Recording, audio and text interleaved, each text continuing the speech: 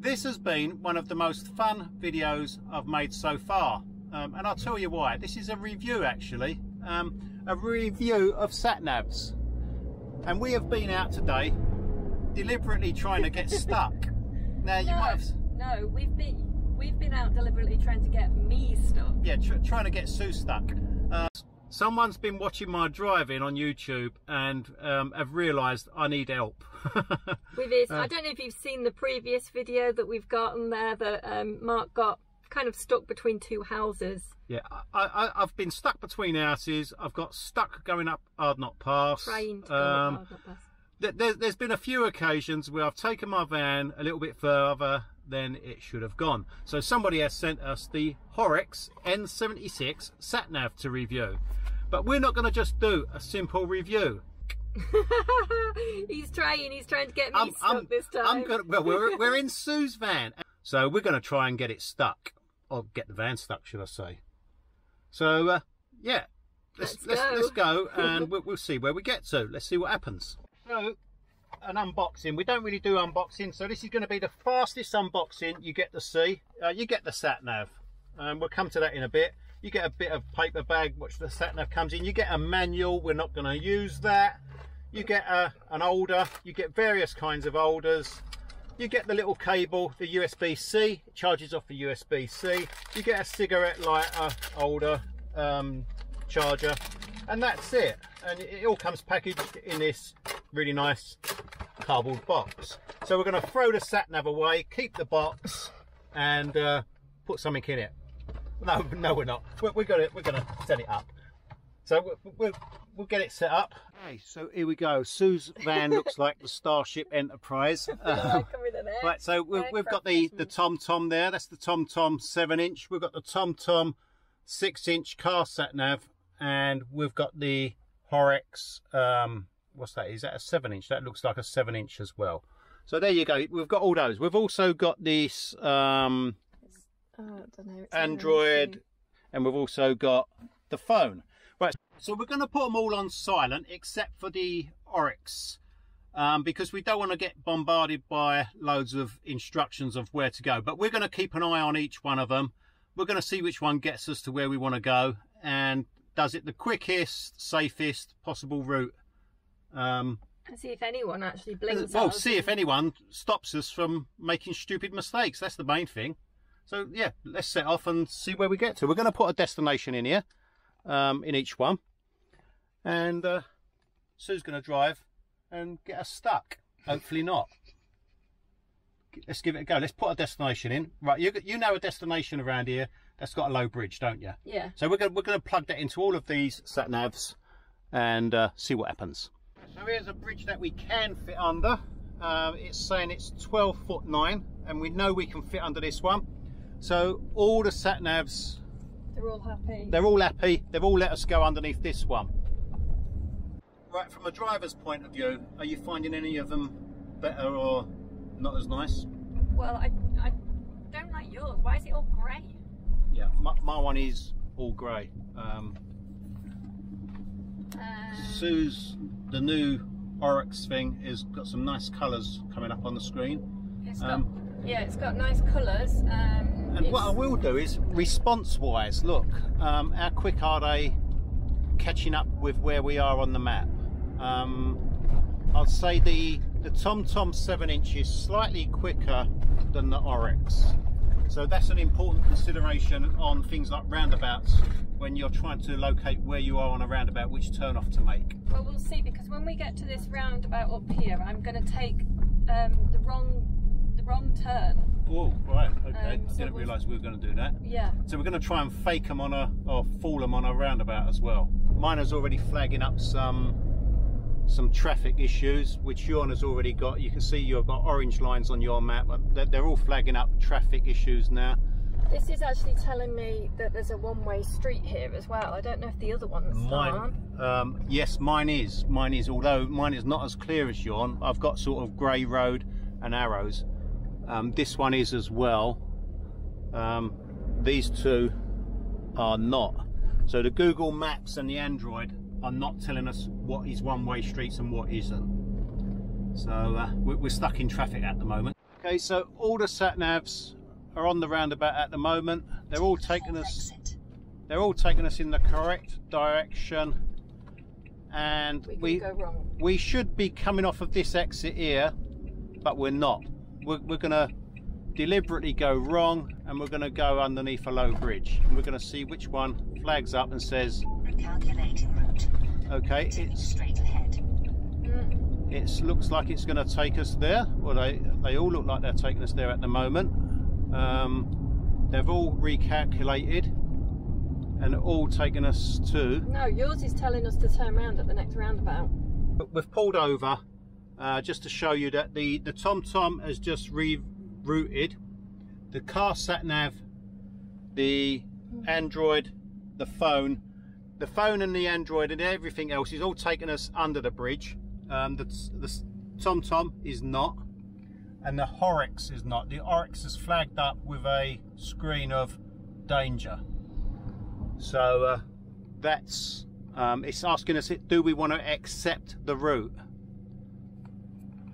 Right, so this one can be turned off, can't it? Because this is doing nothing. Your phone, Google Maps, is not doing anything for us. That's going to take us under the bridge. So we're going to turn the phone and the Android off just to get rid of the confusion. So yeah, let's accept it and see what it does. Now, will it reroute us, do you think? Is it going to reroute us, or will it take us under the bridge? So it's given us a warning that the bridge is too low for us, but it will take you under there, won't it, if you accept it? Or is it going to... No, it's turned us around. It's actually turned around. It's telling you to go back to the roundabout. Follow the route. Yeah, it has. It's told me to turn around. It's telling us to turn around. So that's a success. Obviously, the car sat nav thinks we are a car, so that will take us under there. The TomTom has rerouted, so that is... But no, hold on, the TomTom is... Yeah, it's rerouted us to the next roundabout. It's telling us to go to the next roundabout and do a U-turn, basically. So it's telling us to do a U-turn. So this one is telling us to do a U-turn sooner. This one is telling us to go down the road and do a U-turn. Okay, so that's a success on the TomTom 7-inch and the HGV. Mm-hmm. Let's talk about the price point of these two sat-navs. First off, the TomTom truck sat-nav 7-inch, £400. £400, and you've got to pay per year for the speed updates, and you do get lifetime map updates on that.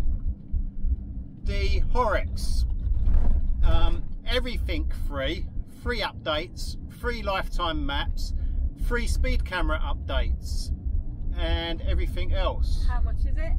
£70. Okay, so as soon as we started moving again, the HGV has flagged up another blue screen of danger, do not turn off this way. It's telling us to go another way and do a U-turn. So that's where the low bridge is, and we'll just take you down there. And even I'm not stupid enough to drive under there, or am I? Oh, look. What? Oh, right, okay. So this is flagged up. I mean, the other ones, that is just giving me a red line. The HGV is actually bleeping. After 400 feet. That's nice. Yeah, that's a really nice. Okay, so this is going to be a narrow road, and there's a 3-ton limit as well. So we've got a 6'6", and we're overweight, and we haven't got any route planned in any of the sat navs. Let's see what they do. This is going to be very interesting. Sign that says okay, so for HGVs. It's unsuitable for us.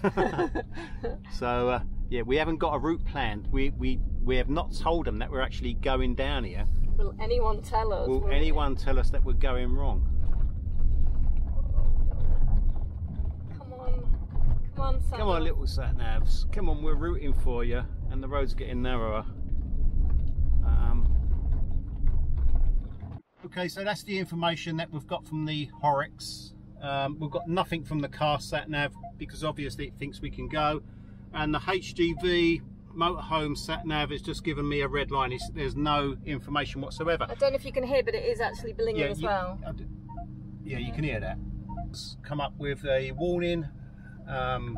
Oh, it's actually telling you all the different warnings as well. It's giving us and it's blinging at quite detailed information, and it's making noises. Put it in the exit now. But even better than the sat nav, we have a local guy. What's your name? Now then, Evan. And he's come running out to tell us that we're definitely not going to fit. Yeah, You've got what you got? A Transit Connect. Yeah, I've got a little Connect. Yeah. And it won't fit. Even I won't get through it. No, it's too tight. So it was really nice of you to come running over to tell us that we're not going to fit. Yeah, no worries. Yeah. So we've just told this guy that we're doing a sat nav review, but he come out to save our bacon anyway. Yeah. Thank you very much. No bother at all. I hope you have a good day. And you. Ta-ra. Okay, so we've brought you to this little narrow road here, and we just wanted to show you the sat navs again. This one is not telling me nothing. Where the HGV is saying don't go down it. So I think that's pretty conclusive that the HGV is more thorough in stopping you from getting stuck. I'm happy with that. I think you'd be happy with it. Okay, so you turn the sat nav on by this little button here. Now the first screen that you're going to see is this one here. So I've already set the date, but to do that you would press this one here, and obviously you set the date and your preference of 12 or 24 hours, and you hit the tick button when you're done. The FM part is so that you can use it as a radio, but who would do that when you've already got a radio in your van or your car or your truck? Let's see, you've also got this bit here, which is the GPS information. Again, it's all just the technical bit, tells you whereabouts you are, things like that. So if you've got an issue, then you could come to this bit here and press the refresh button down there. Okay, you've got obviously the volume, that changes the volume up and down. You've got settings down here. Okay, so this is obviously so that you can change the language, and we want it in English. There's a backlight, you can make it so that it's brighter or dimmer. You've got a factory reset down there, I'm not going to press that, and then you've got the system information. Okay, now you've got, so this is the main one that we want to go to, the GPS navigation part. So once you click that, it's going to slowly load up. Okay, so straight away it comes to this part, which is the vehicle profile. Now you would just type in your name here. You can change the name of the vehicle. So obviously I've put Neville because that's the name of my van. You can change the max speed. Now you can say this one here, which is confirm parameters for each route planning. Now if I click this one here, it will ask me, each time I plan a route, it will allow me to check the length, the width and the height. And all these things here, sorry, just got into that, of all these things here of the vehicle that I'm driving. And you can change all of these. So you can change them on this setting, but also when you plan a route, you will be allowed to change these. So I'll just turn it off for now. But you can literally change and set the length of your vehicle. And the width, you just click it, obviously like I've just done. You can say that you've got a trailer by clicking that one. You can say the maximum weight that you're allowed and your actual weight. Now this is the other really clever thing about this sat-nav. If you are using it as a HGV driver or something like that, you can actually say what freight you've got on here. So if you scroll down, you can see all the different things that you might have and that you could tick them. By doing this, I guess then if you get to a road or something where you shouldn't go down, it will then warn you as well. So I think this is really quite a nifty little bit. Okay, so on this part here, this is how you would plot a route. So you can click this one here. You can either find it on the map, but basically you would go up here and you would search. So it says the search area is Manchester, so you would just change that, but you've seen me do that anyway on that previous video. So this is your navigation bit. This is obviously, if you go to this one here, this is telling you, it's showing you the map. Now I think it's really good just to have that on, because like we've already seen with my demonstration, if you get to something where you're not going to fit, because it already knows your dimensions, your measurements, it will actually warn you. So I think it's really good to have that on. Okay, if we go to route options, it allows us to create a route. Okay, so if we go to more, this is the interesting thing. Now there are loads more features on this sat-nav that you potentially wouldn't necessarily think to find on a sat-nav. So let's have a look. So you press more. So there's a music player. Not too sure why you'd want to use it when you would generally be in a car or van with this sat-nav that would actually have a music player already. There's a picture viewer. Again, I've no idea why you'd want this, because if you want to look at a picture, you generally look on your phone. But there it is, a picture viewer. You'd obviously put an SD card in it and you'll be able to view the pictures. Okay, unit converter. This is quite handy, I guess. So it's obviously got all the different unit types here. Let's click temperature. So you would put in your unit and it would tell you what it was in Fahrenheit, Kelvin, etc. And that's all different units. Okay, we've got a clothing one. This is a bit of a random one. However, if you're going over to Europe, this probably is quite a good one to have. So you've got things like dress sizes for women. So here it is. In the UK, a size 12 is a European 40. And it's a US 10. Can you see how this actually, if you were going over to Europe, this actually might be quite useful. Shoes for men, again, UK and then European. So I'm not quite sure why it's on a sat-nav, but it is actually quite useful. Here's the calculator. Again, you would probably have a calculator on your phone, but you've got one on your sat-nav as well. Sorry, go back. Right. Fuel consumption. So you have to actually add this, and you have to add input some details first. Your fuel price, the amount of fuel, your last reading, and then your current reading, and it'll work it all out for you. That might be quite interesting. The sunrise and sunset in your area. Trip monitor. Again, you have to press record on this so that you actually gain some information, but that actually might be quite useful. Okay, another one that I actually think is some useful information is this country information. So if I click this, we're in the UK at the moment, so I'll just click that one. It actually tells you the speed limits on the different types of roads.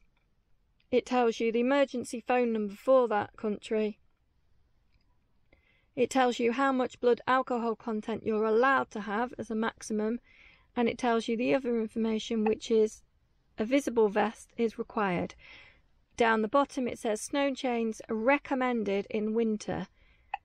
Now obviously if we go to a country, let's think Switzerland here, it will tell you again all this information, but then this one here, snow chains required in winter and winter tyres recommended in winter.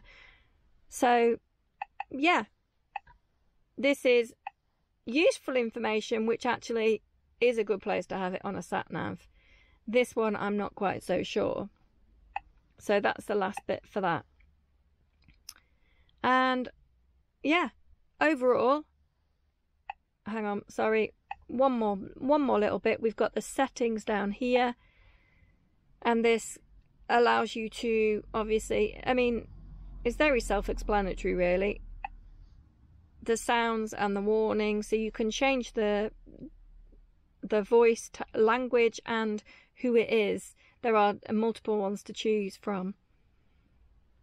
Advanced settings, so you can ask it to do different things. Speed warning settings, so you can have it warn you in a different period of time. Audio and visual. So there's loads of different things that you can play around with, basically.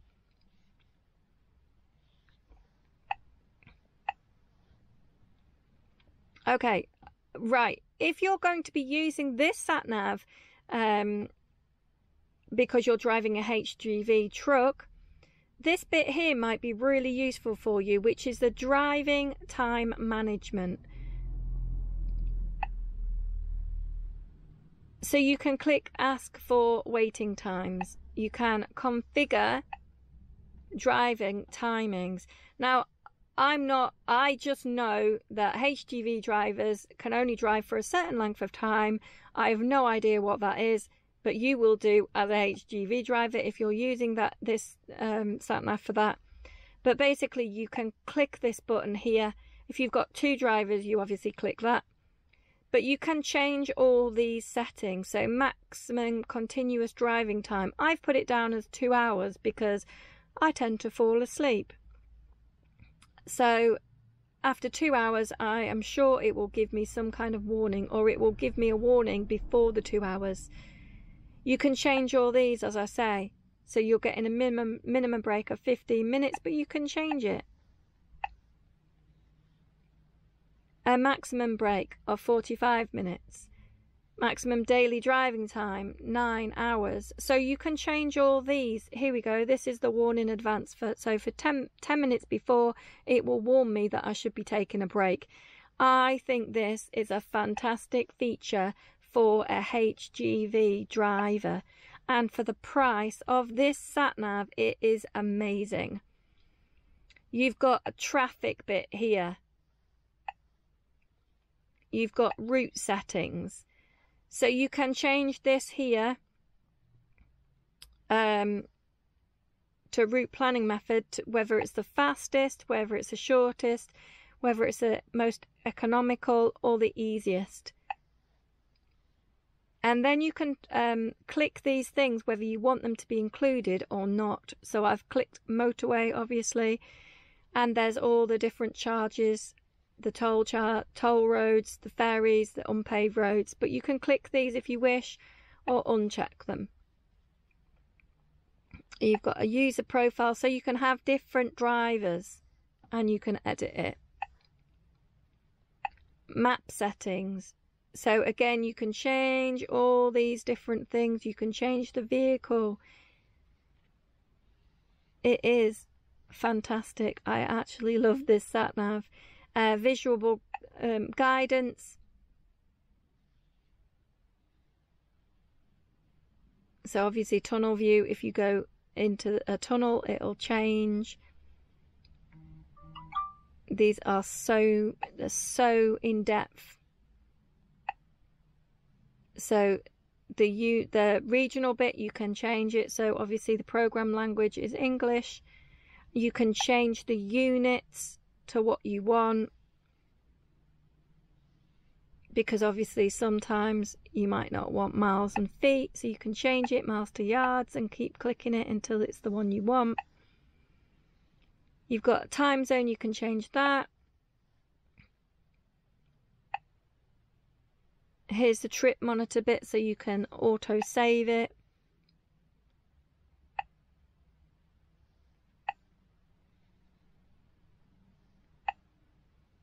And there we're back to the beginning again. If you press this button, you go out of that and you go back to this screen.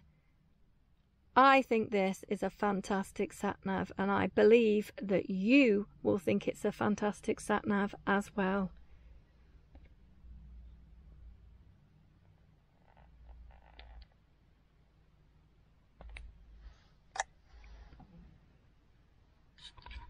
So if you decide that you would love to purchase one of these, and in my opinion it is fantastic. If you haven't already heard how much I love this sat nav, then I'll tell you again that it's amazing. There is a link in the description below, and you will be able to get a discount off the price of it. So get the sat nav, it's amazing. You won't get stuck between any houses like Mark did at all. I mean, he had that really expensive sat nav, so this one is knocking spots off it, to be honest.